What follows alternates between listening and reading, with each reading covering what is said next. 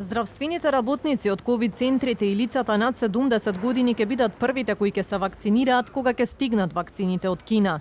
Здравствените работници од Скопје ќе се вакцинираат на пункт во клиничкиот центар и во поликлиниката Букурешт, додека пак они од другите градови вакцина ќе примаат во здравствените домови.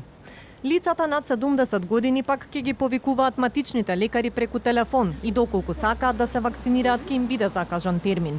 Според податоците на електронскиот здравствен систем, 170.000 лица спаѓаат во оваа возрастна група. Кинеската вакцина се прима во 2 дози во рок од 21 ден. Секој граѓанин што ќе ја прими првата доза веднаш ќе му биде закажан термин и за втората. Од следната недела пак Министерството ќе објави веб страница на која и останатите граѓани ќе може да се пријават за вакцинација, пошто ќе добијат известување за терминот. Очекуваме веќе во следната недела да го објавиме веб сајтот всушност кој ќе биде и од информативна природа и кој ќе го содржи делот за пријава односно за изразување на интерес за вакцинација.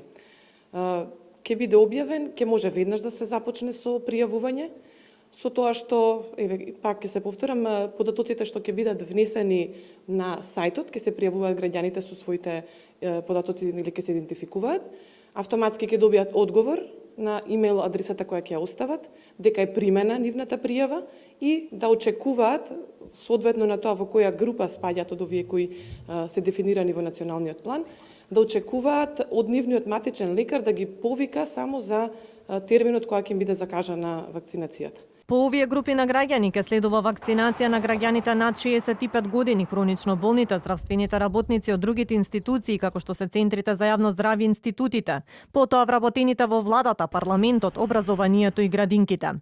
Граѓаните за сега немаат можност да бираат со која вакцина ќе се имунизираат, но оние кои нема да сакаат да примат одредена вакцина, ќе може да го откажат терминот за вакцинација.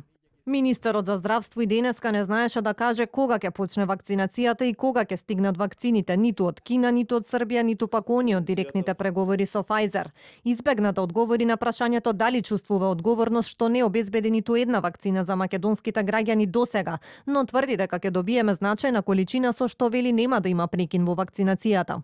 Мислам дека ќе бидеме една од ретките земји која што во прв момент ќе обезбеди значајна количина на вакцини за сериозно голем процент од населението.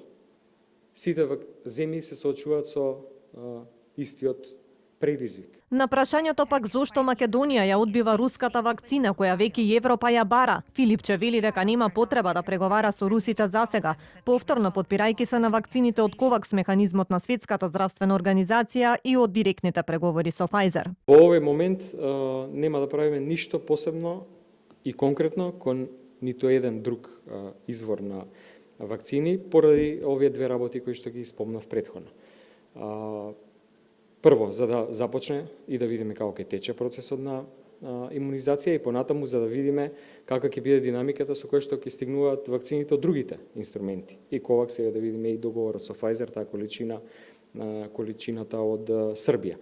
Преку Ковакс механизмот на СЗО пак Македонија ќе добие вакцини дури во март и тоа на AstraZeneca. Вакцини кои Европа не ги препорачува за постарите лица бидејќи нема ефект кај нив, а истото се очекува да го препорача и нашиот комитет за имунизација.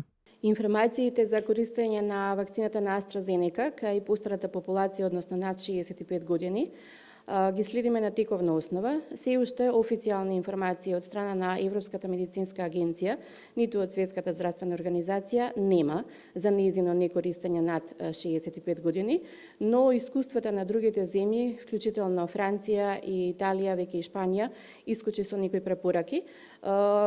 Тоа ќе го следиме и ние и очекуваме дека да, оваа вакцина најверојатно ќе биде давана во категоријата на граѓани под 65 години. Очекувањата на здравствените власти се дека дневно ќе се вакцинираат до 2500 граѓани. Секој граѓанин што ќе се вакцинира ќе добие потврда за примена вакцина, а здравствените власти апелираат, особено граѓаните кои спаѓаат во ризичната категорија, да се имунизираат со вакцините против ковид.